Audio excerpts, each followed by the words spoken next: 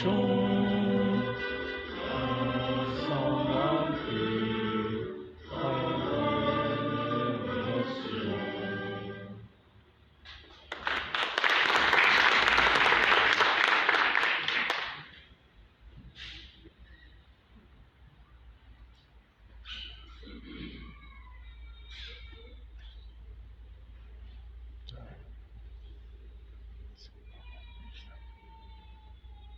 Se mettre à chercher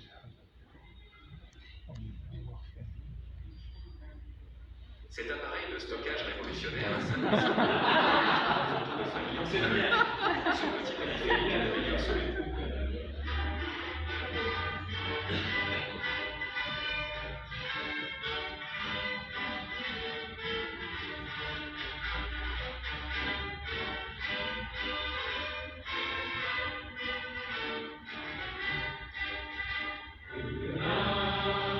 للوطن للعلا للعلم وعين زمن سيفنا والقلم سهمنا والجبل منبت لارتجاء قولنا والعمل في سبيل الكمال كلنا للوطن للعلا للعلم كلنا للوطن.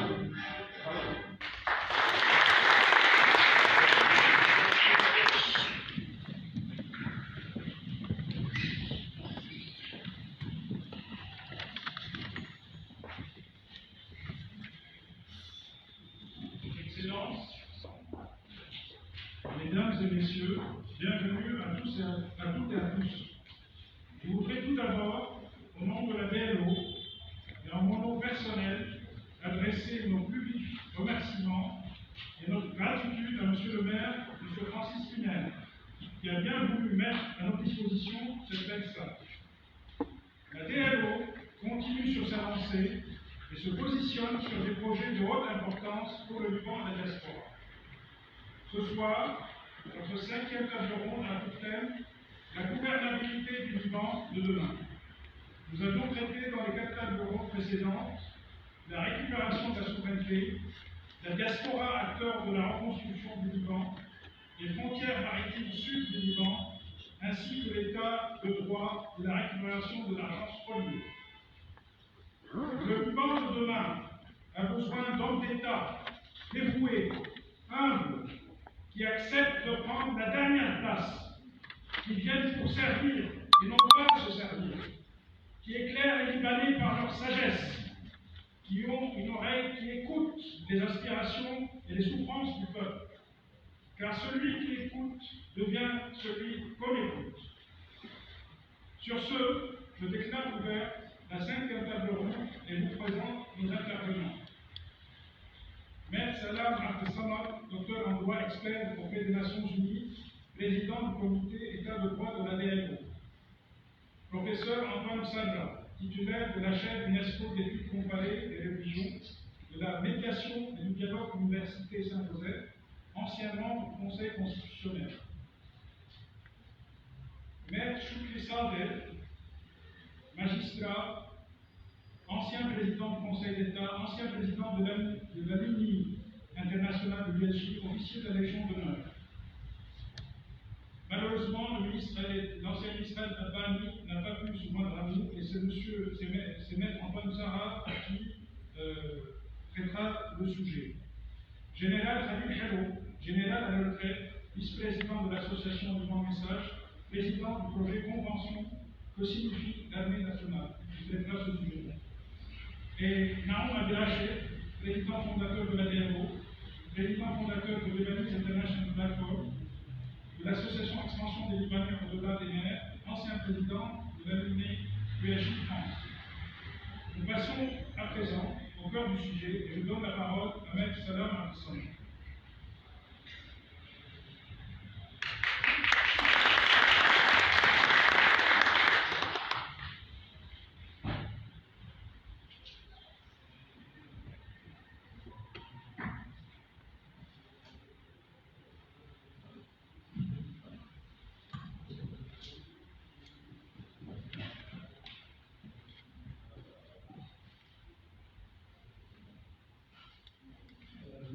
messieurs, bonsoir. Tout d'abord, permettez-moi de vous remercier de votre présence. En fait, le sujet de l'état de droit. Je reprends. Le sujet dont je veux intervenir là, il parle exactement de l'état de droit, qui est un sujet très important et dont je peux longuement et profondément parler dessus, parce qu'il comprend plusieurs problématiques, il comprend plusieurs même interventions, que ce soit au niveau local et au niveau international, et en fonction du temps qui m'a été accordé, malheureusement le temps est limité, c'est tout cela, je veux rentrer directement dans le sujet. Mais ce que je veux faire exactement, ce n'est pas une intervention au sens classique, parce que tout le monde a eu ou entend parler de droit, mais juste de poser des questions et aussi de formuler des problématiques. Est-ce que, tout d'abord, de quoi s'agit-il? C'est quoi l'état de droit? Et de deux, est-ce que vraiment le Liban est un état de droit ou, soi-disant, pourrait être un état de droit? À mon avis, c'est ici la problématique la plus importante. De ce fait, je commence à poser des questions. Et j'espère que, soit maintenant ensemble, soit un peu plus tard, on trouve les réponses. L'état de droit verra-t-il le jour au Liban? Depuis plusieurs années, selon certains, le pays se transforme en État failli. Le système libanais est fondé sur une congestion communautaire. Chaque communauté religieuse a sa propre milice, ses propres personnalités politiques. Est-ce que l'État libanais est en effet une fiction du fait qu'il est incapable de mettre en œuvre la moindre politique publique, de défendre ses frontières et plus généralement d'affirmer son autorité sur son territoire? La justice. Au Liban, on peut parler d'une instrumentalisation de la justice pour servir les desseins politiques des responsables, au moment où le système judiciaire devrait, dans un état de droit, être indépendant. Pour la construction de l'État, il faut, comme on le sait, une culture des institutions, une souveraineté de l'état de droit. Ainsi, j'ouvre la parenthèse, parce que nous vivons malheureusement dans une des pires crises économiques, le pays aurait besoin d'importantes réformes structurelles. Celles-ci sont paralysées aujourd'hui par l'influence des partis religieux qui bloquent toute prise de décision. Alors, on entend toujours parler de ce qu'on appelle la transition démocratique. Actuellement, le monde a connu ces dernières décennies une large vague de transition démocratique. Certaines expériences de transition ont marqué l'esprit par leur spécificité et leur réussite. En gros, la transition démocratique en Afrique du Sud a attiré l'attention du monde, malgré que d'autres ont connu moins de succès. Or, dans tous ces processus, un but commun est recherché, c'est l'institution d'un régime démocratique qui assure le respect des droits fondamentaux. Mais la transition démocratique en soi, il faut qu'elle soit une réelle transition. N'importe quelle transition démocratique, c'est ce que je veux traiter un peu plus tard. Au Liban, les notions, malheureusement, sont déformées. Et ici, je ne veux pas s'attarder trop sur ce sujet parce que ça mettra beaucoup de temps, mais normalement, je veux dire ce qu'on appelle à la libanaise. Et j'explique pourquoi. Bon, tout terme a une notion spécifique au Liban, une notion à la libanaise. La structure fragile de l'État et les composantes confessionnelles favorisent la déformation des nations originaires afin de les adapter à cette réalité libanaise. La notion d'État, j'étais en train de discuter sur ce sujet avec notre professeur, ça là que avant, il a raison, avant de parler de ce qu'on appelle l'état de droit, il faut parler de l'État.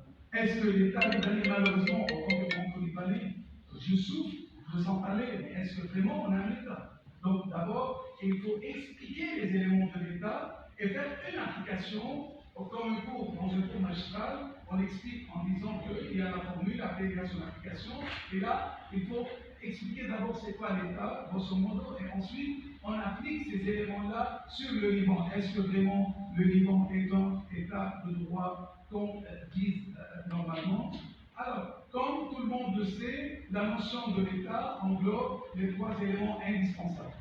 La population, le territoire et la souveraineté qui nécessite un gouvernement qui exerce un contrôle effectif sur le territoire.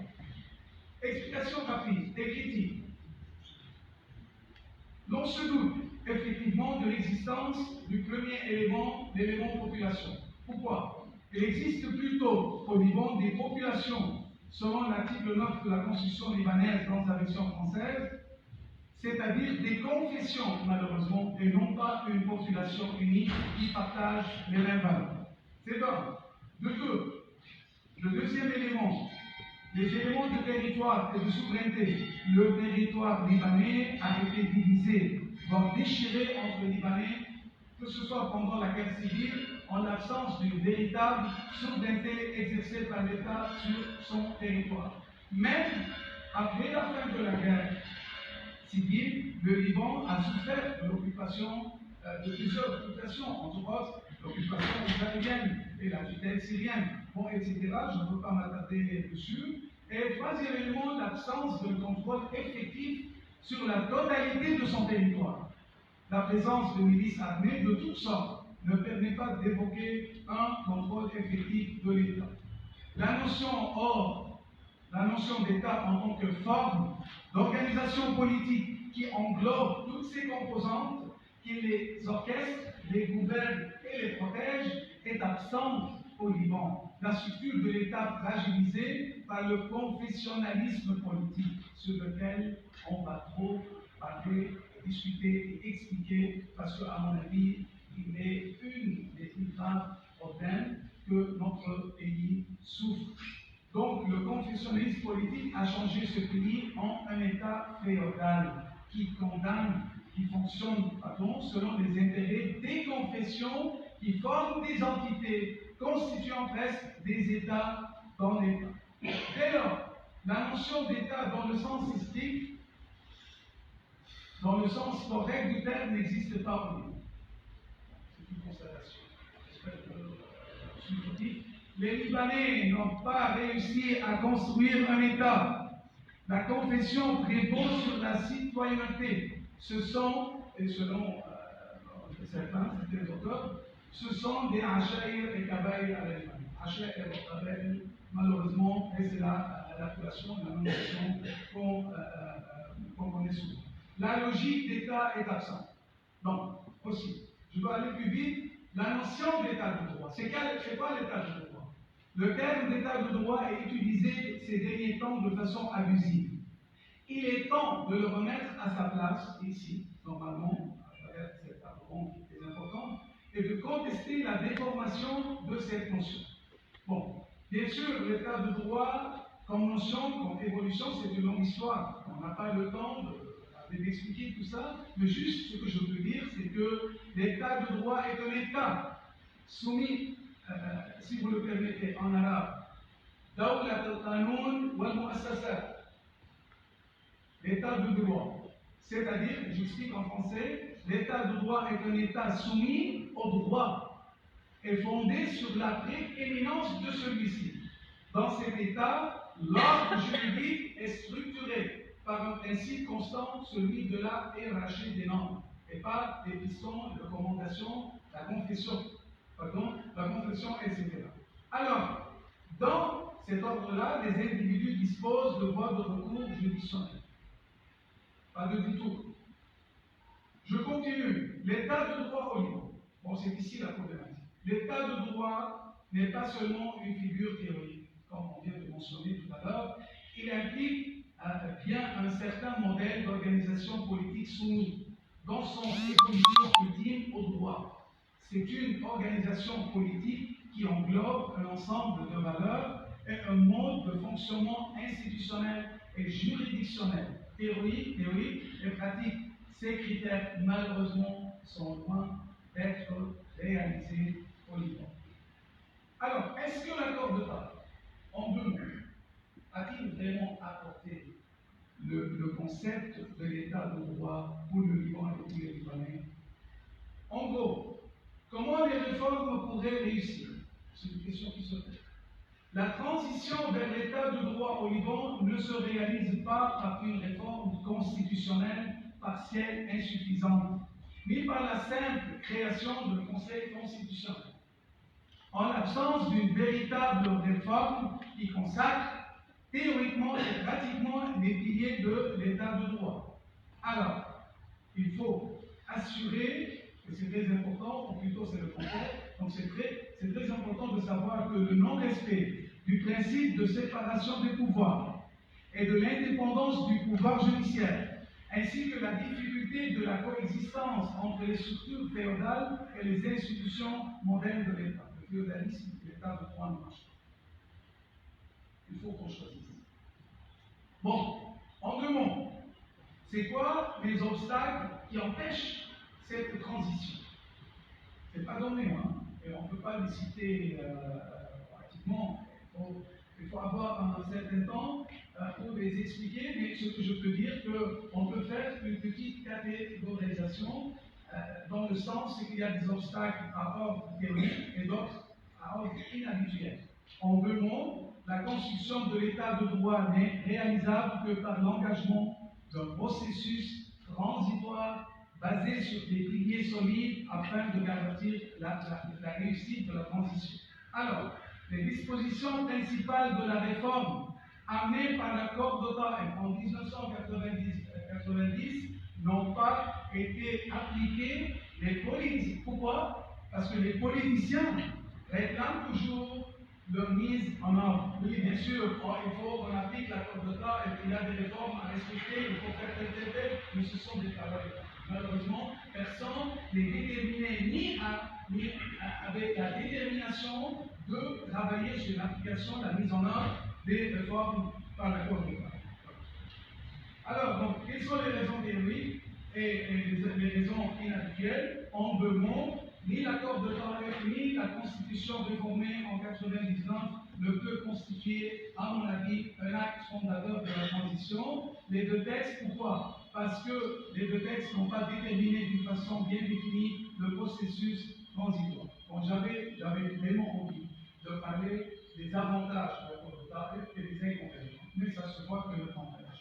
La prochaine, c'est pas grave. Mais je veux m'arrêter sur un truc qui est très important et après lequel je veux clôturer mon intervention. En quelques mots, comment avoir ou comment effectuer une réelle transition démocratique en 1 minute? Alors, au Liban, l'achèvement d'une réelle, c'est le plus important. Il ne faut pas toujours poser des questions, il faut avoir même des solutions. L'achèvement d'une réelle transition démocratique n'est possible qu'après l'institution de fondements indispensables, parmi lesquels nous citons 1. Le consensus national, accompagné de la volonté de mener une telle transition démocratique. 2. L'application des réformes prévues par l'accord de Paris et intégrées dans la Constitution après sa modification en 1990, notamment celle concernant l'abolition du confessionnalisme politique. Là, la redéfinition de la notion de citoyenneté et sa suprématie sur la confession. Chaque citoyen libanais devrait faire prévaloir l'intérêt de sa patrie, le Liban, sur l'intérêt de sa confession. L'abolition du confessionnalisme politique va aider à la réalisation de ce but. 4. L'adoption d'une nouvelle constitution qui consacre les valeurs de la démocratie, la garantie des droits fondamentaux. Cette constitution devrait contenir un large catalogue des droits tout en leur assurant une protection efficace. 5. Le renforcement du rôle du Conseil constitutionnel, c'est-à-dire la modification des règles de saisine du Conseil constitutionnel. Bon, il y a quelque chose à dire à cet égard-là, mais c'est pour après. 6. La confirmation du principe de séparation de pouvoir et celui de l'indépendance du pouvoir judiciaire en tant qu'avocat. Inscrit au barreau de Beyrouth en souffre 1000 fois. De un, je sais pas, la paralysie de la justice, et de deux, l'intervention de la politique au sein de la justice. Donc c'est très important.